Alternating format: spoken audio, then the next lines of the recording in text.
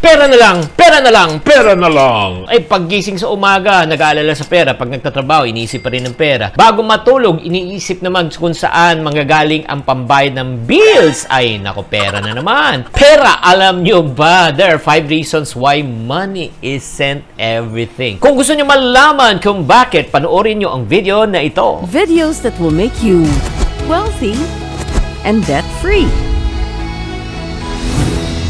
Hi there, this is Shinkitan, your pambansang wealth coach. Thank you very much for tuning in and following this channel. Maraming salamat for making this channel 2 million na. Yes, palakpakan naman mga friendship. Really such an honor and pleasure na talagang to serve you in this channel. Kaya nga, can we please share? Okay, share this channel, yung mga content. At the same time, don't forget to subscribe. Okay, sa araw na ito, ang pag-uusapan po natin, no, na yung tungkol sa pera. Alam mo, ito lang ko sabihin ko sa inyo, hindi natin po maikakaila na napakahalaga ng pera sa buhay po natin. You cannot survive without money. But, let me put it on a balance. Hindi naman lahat ay tungkol sa pera. Bakit po natin nasabi niyan? These are the 5 reasons why money isn't everything. Number 1, money can buy you happiness, but money can never buy you peace of mind.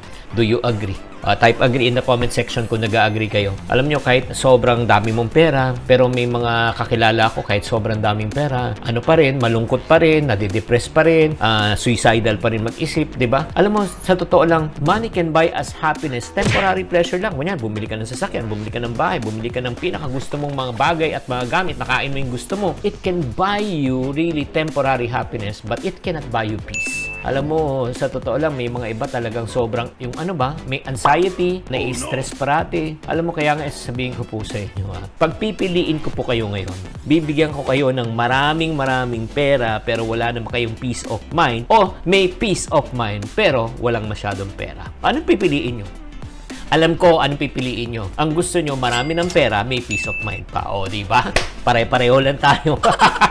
But to put everything in a balance, yun nga, wag tayong magpalin lang. It can never buy peace of mind. Number 2, money isn't everything. Why? Because money can buy you good medicine, but not good health. Diba? Like for example, pwede kang bumili ng mga gamot, pero katulad ng mga taong mga dinadialysis, like yung dad ko, 13 years siya nagdialysis, ang hirap po, diba? Na-extend ang buhay niya, pero yung kalusugan niya talaga nag-deteriorate. At isa naman sa kilalang-kilala natin ng mga talagang super yaman na billionaire, diba? Si Steve Jobs, diba? Tinamaan siya ng malalang karamdaman, may cancer po siya, diba? Pero yun nga, at the end of his life, kahit ang dami niyang pera, diba? Natitreat siya, pero yun nga, hindi na-extend na kanyang buhay. Kaya nga importante po, pangalagaan po natin ang ating pangangatawan. Pangatlo po, money can buy you good gifts, but not good relationship. Alam mo, pwede mo ibigay yung pinakamalaking party sa anak mo, debut, or pinakamagandang regalo, sasakyan, bahay, watches, bags, no? Pero, but if we do not invest time with our loved ones, nako, walang saysay po yan. Kaya nga, napakahirap po talaga di ba? Kung pagtatanungin mo yung bata, anong mas gusto mo? Pinakamagandang regalo o oras at panahon at presence ng iyong mga magulang? Kayo, bilang mga magulang na dating anak, anong pipiliin nyo? That's the reason why I want to encourage you, especially yung mga negosyante na talagang sobrang busy, yung mga empleyado na sobrang busy, na talagang wag nating makalimutan na mag-invest ng quality time with our children. Because quality time for a child is spelled as quantity time. Kaya nga napakahirap po ng kalagayan ng ating mga kababayan ng OFW. Kaya nga mga kababayan kong OFW, sana huwag naman maging long term ang ating tingin sa pag-abroad. Kailangan po makabalik rin po tayo. Pang-apat po, money can buy you acquaintances but not true friends. Alam mo, mabilis magkaroon ng kaibigan. Pag marami kang pera, maniwala ka. Pero pag wala ka ng pera, wala ka ng kaibigan. Do you agree? Diba? So, kaya ang importante, malalaman mo talaga ang tunay mong mga kaibigan. Hindi sa panahon ng ikaw ay kasiyahan o kapanahon ng talagang karangyaan. Malalaman mo mga tunay mong kaibigan sa panahon ng kahirapan at kagipitan.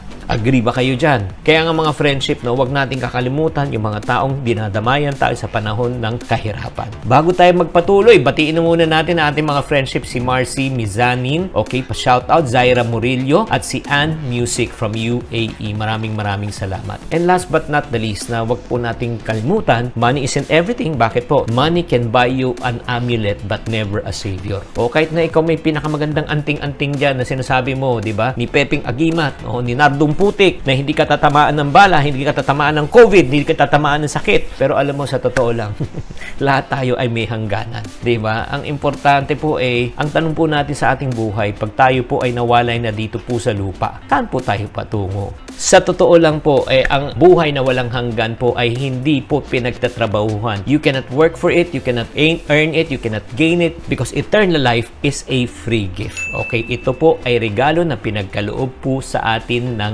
Diyos.